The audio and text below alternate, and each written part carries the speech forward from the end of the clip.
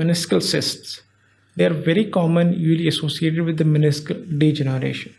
There is always associated antecedent trivial trauma history, and more commonly, especially in the old age group. What usually patient comes who is about 50 or 60 years of age, and they complain there was a trivial fall, or they just tripped over something and then they had the knee hitting on the ground. After that, there was some form of a mild swelling which persisted over a few days, and then it actually got resolved. But after that, there is always associated certain symptoms, like whenever I walk a long time, there's some fullness in the knee, there is a locking and catching sensation as well, which may be also present. And therefore, whenever you have this kind of history, you should always think of meniscal cyst, because these cysts can be mild or they can be large enough to actually present as a effusion or large swelling around the knee joint.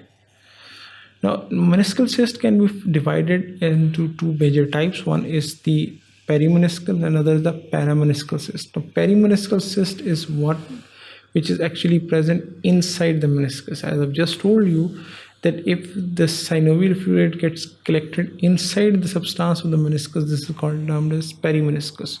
Why it happens is that the injury has occurred. There's actually this injury or tear in the meniscus due to the degeneration. It occurs as a one-way valve. The synovial fluid is extruding out and not coming back in. Therefore, if it gets collected in a certain area, it will form a cyst over there. If the cyst is formed inside the substance, it's termed as perimeniscal cyst, and if it's formed outside this meniscus, this can be called as parameniscus. And a classical example of a parameniscal cyst is Baker's cyst, which can get actually, although inside the knee joint, but actually gets collected between the semimembranosus and gastrocnemius muscle. Therefore, it has to be very important to differentiate whether it is peri or parameniscal cysts. What are the differential diagnoses which come to our mind when we're dealing with the meniscal cyst? One is always degenerative meniscal tears, or it could be the ganglion. Now, ganglion can be simply also present as a swelling on the posterior aspect of the knee, which has to be differentiated from the Baker's cyst. Or it could be calcific deposits in the collateral ligament, especially calcium pyrophosphate deposition, which can actually occur in the menisci as well as in the ligamentous around the knee joint. They and also present with this type of history. They may lead to degeneration of the meniscus, and the symptoms of which are pain, swelling, fusion, along with the mechanical block to the motion may be also present. Then this could be a prolapse or torn meniscus. Problem could be that there was actually the trivial trauma.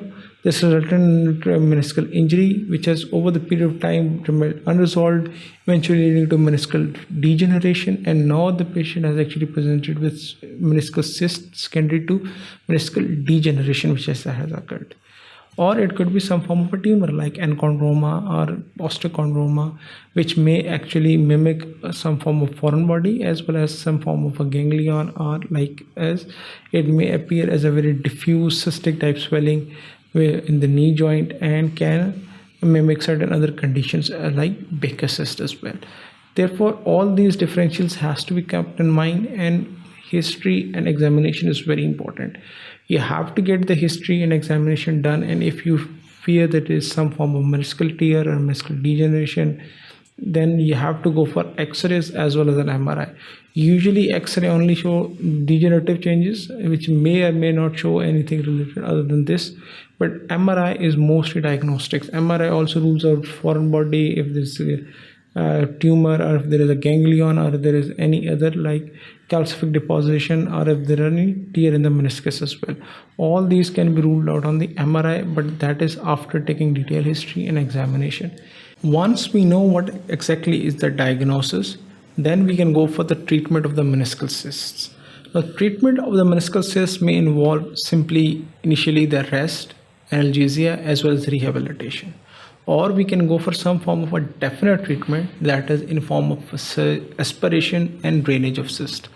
Now, this aspiration steroid injection along with the drainage may lead to recurrence of the Baker's cyst. Therefore, sometimes you need definitive surgery, which could be either arthroscopic form of debridement along with the drainage of the cyst as well as the meniscal debridement may or may not be associated with partial meniscectomy, or we can go for another form of a treatment which is called as open cyst drainage as well as excision by use of a posterior approach. That is like going through the popliteal fossa, you open it up, you remove the cyst as well as pseudocapsule along with drainage of the cyst.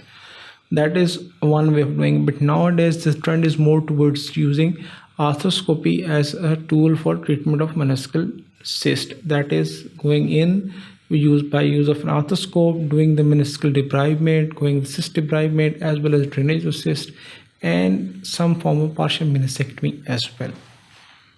That is mainstay of the treatment of the meniscal cysts.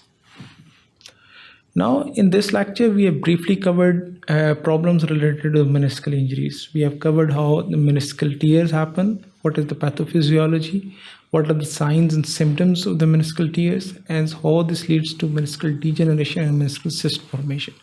We have briefly covered what is lateral discoid meniscus and what exactly is its treatment.